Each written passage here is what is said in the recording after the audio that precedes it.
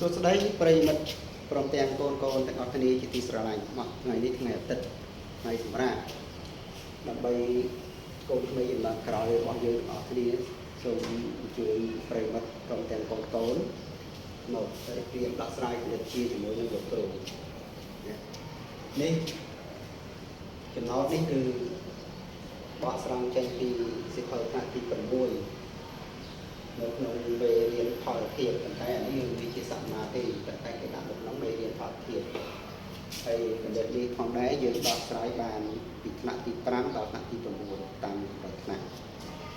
មកឥឡូវខ្ញុំមកដោះស្រាយទាំងអស់គ្នាA លើ B ស្មើនឹង2លើ3បើសិនជាខ្ញុំយក A ស្មើនឹង2ណាហើយយើងយក A ស្មើនឹង2ហើយ B ស្មើនឹង3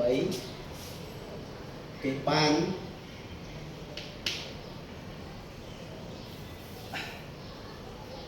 បើ A ស្មើនឹង2 B ស្មើនឹង3គេបាន A បូក B ណា A បូក B ស្មើនឹង5ចឹង5ហ្នឹងវាតូចជាង5ហ្នឹងតូចជាង A បូក B ស្មើនឹង35នេះសកម្មគេឲ្យហ្នឹង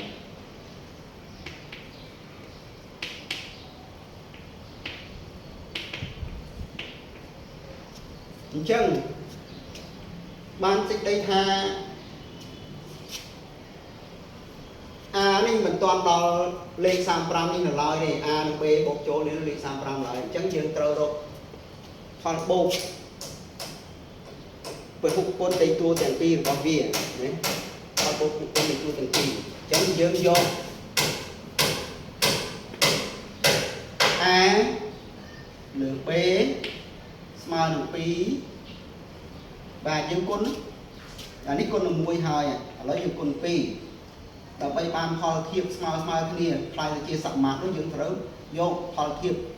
ដើមនេះយកមកគុណនឹង2អានេះគុណ1ហើយឥឡូវយើងគុណ2 2 ដង 4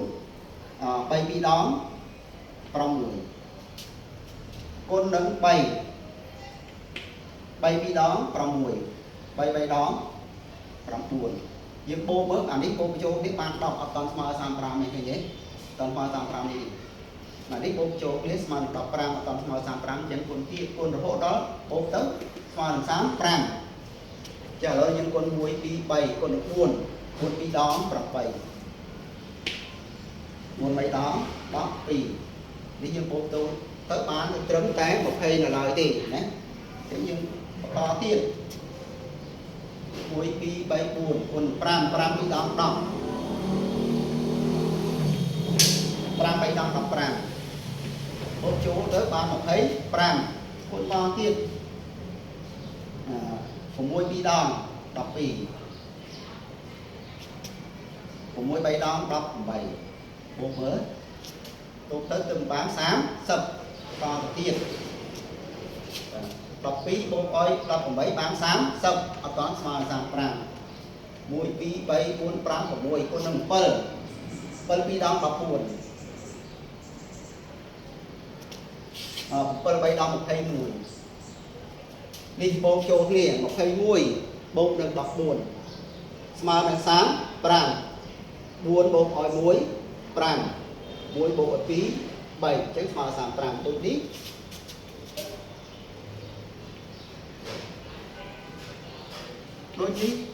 A ស្មើនឹង10 4ហើយ B ស្មើនឹង21បាទអញ្ចឹងលំហាត់នេះវាមិនអាចយើងគុណទូទៅទាំងអស់ទេវាអាចមានធ្វើចែកខ្លះណាអានេះយើងរកផលបូកនៃភូគុណរបស់វាផលបូកភូគុណនៃតួទាំងពីររបស់វាចុះឧបមាថានេះចម្លើយរបស់វាប៉ុណ្ណឹងណាបាទចុះឧបមាថាខ្ញុំយក A នេះខ្ញុំយកចំណុចនេះខ្ញុំយកនេះយកមកធ្វើអានេះវិញណាអញ្ចឹង12បូកនឹង18បាន30ចឹង12បូកនឹង18បាន30យើងដាក់ថា12បូកនឹង18បាន30អូអត់ទេនោះអត់ត្រូវខ្ញុំយកនេះ2បូកនឹង3បាន5តែហើយខ្ញុំយកអាមួយនេះយកមកដាក់ខាងនេះវិញដាក់12លើ18វិញចឹងចាំមើលយើងធ្វើយ៉ាងម៉េចវិញណាយើងនៅដដែលធ្វើតាមដដែលទៅគឺមើលតើយើងចែកឬក៏យើងគុណ2ហើយបើខ្ញុំយក a ស្មើនឹង12ណាយក a ស្មើនឹង12 b ស្មើនឹង18ព្រោះនេះវាជារបស់អា18របស់ b ហើយអា12របស់ a អញ្ចឹងយើងយក b ស្មើនឹង18វិញអញ្ចឹងយើងបូកអា2នេះបូកចូលគ្នាទៅស្មើនឹងទីបាន a បូក b ស្មើនឹងប្រមាណស្មើនឹង30ចឹង30នឹងវាធំជាងណា30ធំជាង a បូក b ដែលយើងនេះ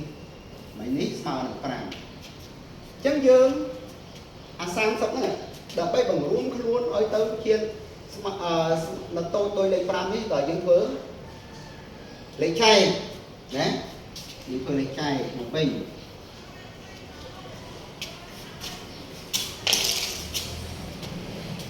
យើងរកកតារបស់វាមកវិញរកផុតបូកនៃកតាចឹង12លើ18 12ចែកឲ្យ2ដាច់18ចែកឲ្យ2ដាច់អញ្ចឹង12នេះចែកឲ្យ2បាន6ហើយ18នេះចែកឲ្យ2បាន5 4ឥឡូវយើងបូកមើលស្មើនឹង5នេះអត់ទាន់ស្មើនឹង5ទេបូកទៅស្មើនឹង15អញ្ចឹងយើងចែកបន្តទៀតអានេះបូកបញ្ចូលគ្នា3អានេះបូកចូលគ្នា9អញ្ចឹងចែក3ដាច់មួយគ្នាអានេះចែកឲ្យ3បាន4នេះចែកឲ្យ3បាន6 3ដល់18អញ្ចឹងយើងបូកស្មើនឹង10អត់ទាន់ស្មើនេះទេអត់ទាន់ស្មើទេអញ្ចឹងយើងចែកតទៅទៀតអានេះចែកឲ្យ4ដាច់អានេះចែកឲ្យ4អត់ដាច់ចែកឲ្យ5អត់ដាច់ចែកឲ្យ5អត់ដាច់អញ្ចឹងយើងចែកនឹង6នេះចែក6ដាច់នេះចែកនឹង6ដាច់ដែរបាទចែកនឹង6បាន2នេះចែកនឹង6បាន3 6 3ដល់18អញ្ចឹង2បូក3ស្មើ5អញ្ចឹងនាំឲ្យយើងរកតម្លៃ a ឃើញស្មើ a ស្មើ2ហើយ b ស្មើនឹង3បាទអញ្ចឹងលំហាត់នេះយើងចែកឬក៏គុណយើងរកផលបូកនៃគុណឬក៏យើងរកផលបូកនៃកតាយើងមើលតាមតែកាយយើងបូកនេះណាបើយើងបូកទៅវាធំជាងយើងរកផលបូកនៃកតាតែបើយើងបូកអា2តួនេះយើងបូកចូលគ្នាទៅវាតូចជាងយើងរកផលបូកនៃគុណហើយយើងនឹងអាចរកតម្លៃ a តម្លៃ b ឃើញដែរមកឥឡូវយើងនឹងតាមប៉ុណ្ណឹងណាហើយខ្ញុំនឹងធ្វើលំហាត់តាមរបៀបថ្នាក់ទី6ទៅដល់ថ្នាក់ទី8បន្ថែមទៀតបាទ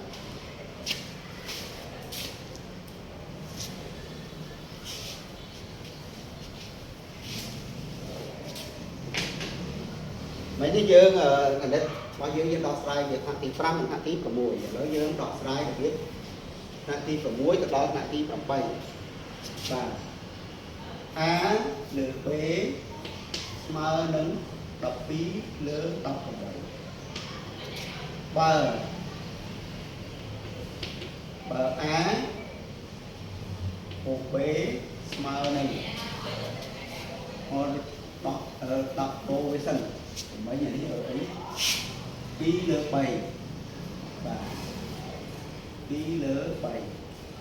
cái bộ cho kia tới small là 3 5 bờ A một B small là 3 5 chânอันนี้យើងមិនអាចដោះស្រាយបានទេផលគុណទួចុងស្មើវាស្មើនឹងផលគុណទួបញ្ជុំប៉ុន្តែយើងមិនដឹងរកវាយ៉ាងម៉េចឲ្យចេញណាព្រោះអីកម្លាំង A បូកឲ្យ B ស្មើនឹង35ហើយកាលណាយើងបូកទៅវាអត់ត្រូវរឿងវាអញ្ចឹងយើងត្រូវរើរូបសមាមាត្រនេះដោយយើងយក A ធៀបនឹង2ម្ដងហើយ B ធៀបនឹង3ម្ដងណាបាទ A ធៀបនឹង2ស្មើនឹង B សំទុំដាក់នឹងដល់ទៀតទៅ A លើ B ស្មើនឹង2លើ3ហើយយើងប្រើសកមូលព្រោះអីយើងក៏រត់តែរើរូបវាដែរតម្លៃលេខឬក៏អញ្ញាតរបស់វានៅដែរអញ្ចឹងយើងប្រើសកមូលបាទ A ធៀបឲ្យ2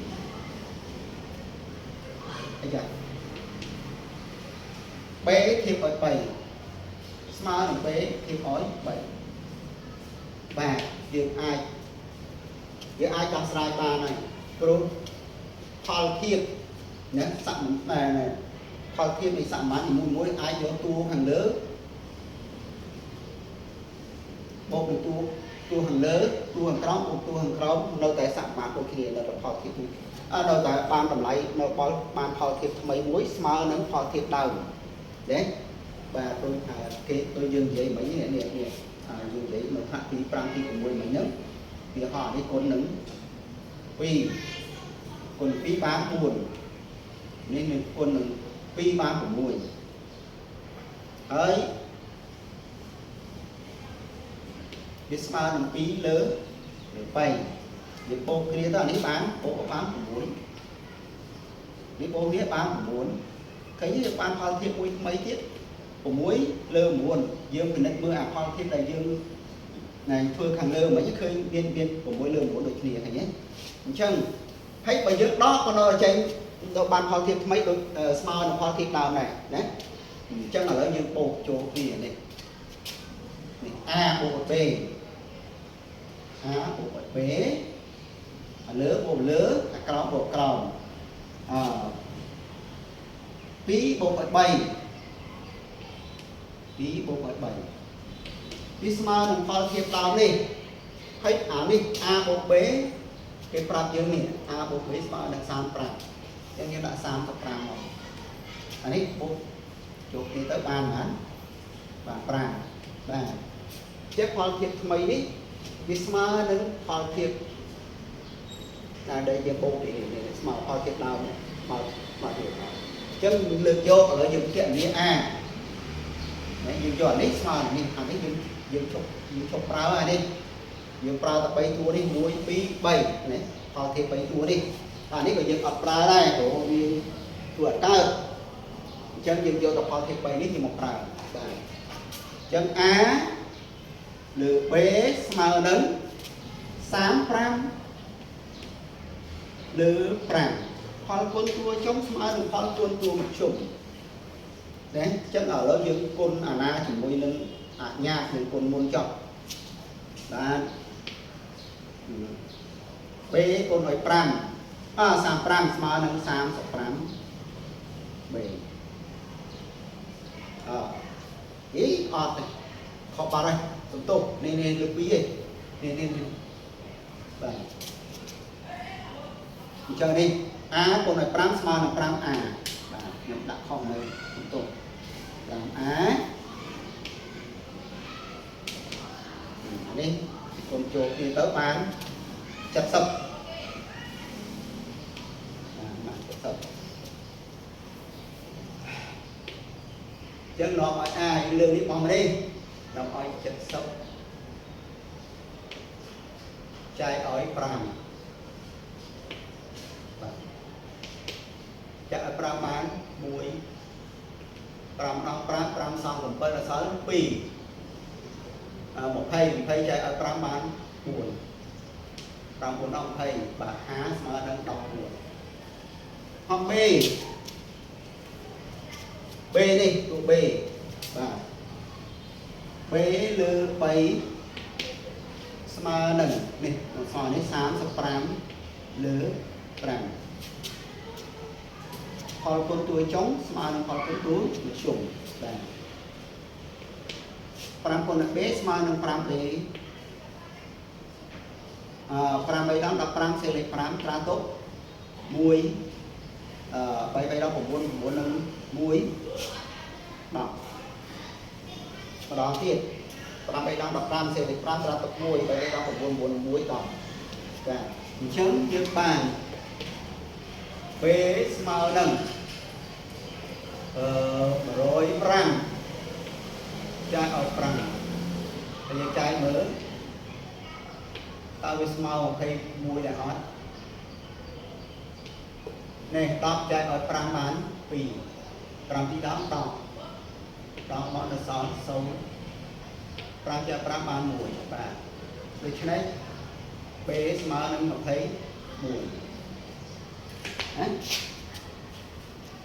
បាទនេះយើងដោះស្រាយពីថ្នាក់ទី6ដល់ថ្នាក់ទី8ឥឡូវយើងអាចដោះស្រាយអានឹងតាមកម្រិតថ្នាក់ទី9វិញម្ដងបាទអានេះយើងធ្វើបានតែមួយរបៀបទេអត់ទេកម្រិតថ្នាក់ទី6ទេថ្នាក់ទី6នឹងយើងធ្វើទូទៅបានទូទៅតែអាកម្រិតថ្នាក់ទី6ខ្ញុំដោះស្រាយខាងមុនមិញហ្នឹង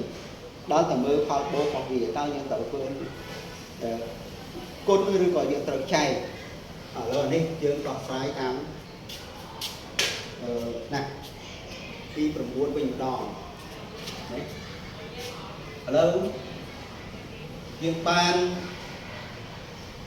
នេះយើងបានសម័យកាលមួយនេះតែយើងនិយាយនេះសិនA គុណ3ស្មើនឹង3ផលគុណតួចុងមកផលគុណតួជុំស្មើនឹង2 3នេះសម័យកាលមួយសម័យកាលមួយឥឡូវនេះលាក់នេះចុះមក A បូក B ស្មើនឹង35សម័យកាល2អញ្ចឹងសម័យកាល1និងសម័យកាល2ចងចូលគ្នាបានជាប្រព័ន្ធសម័យកាលប្រព័ន្ធសម័យកាលយើងអាចដោះស្រាយបាន3របៀបតាមវិធីបូកតាមវិធីដុំតាមវិធីចំនួនបាទដោះស្រាយបានដូចគ្នាតែឥឡូវខ្ញុំដោះស្រាយនេះទៅតាមវិធីចំនួនវិញឥឡូវខ្ញុំលើកបោះលេខ3នេះមកនេះទុកតា A នៅនេះមួយបានហើយបាទសម័យកាល1 A លើកបោះមកនេះគុណទៅជាចែកអញ្ចឹង A ស្មើនឹង 2B លើ3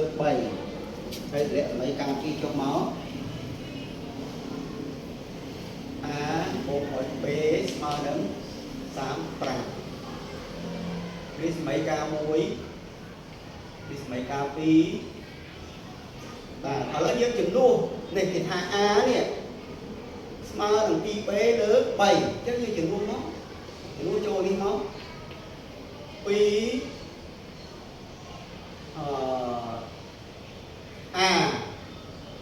សំដៅ 2B លើ3បូកនឹង B ស្មើនឹង35បាទឥឡូវដើម្បីនេះដើម្បីដោះស្រាយសម័យកាលគេត្រូវតម្រូវជាបែងរួម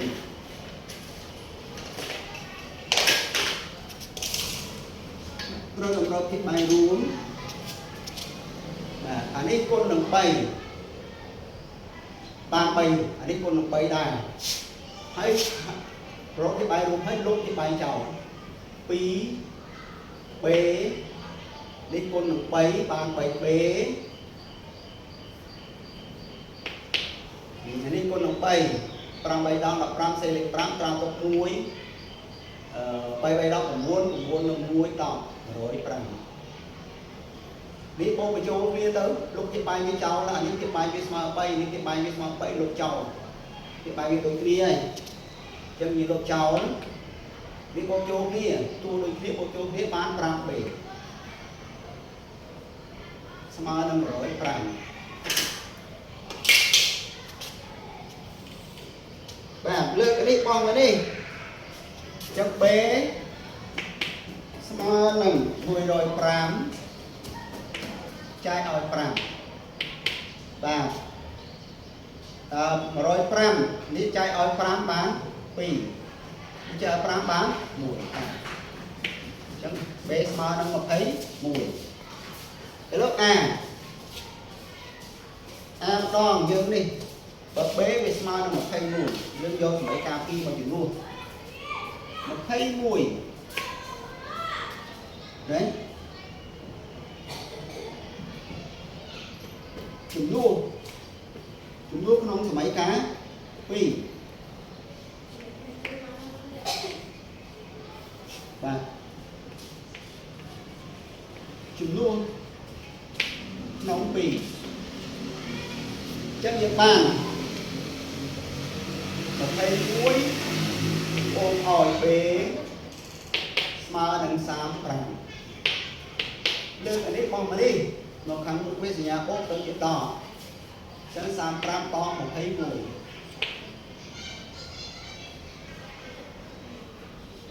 អីខុសហើយអានេះតម្លៃ B ដល់បាទតម្លៃ B ដល់នេះខុសសំទោស21ជំនួសក្នុង2 A បូក B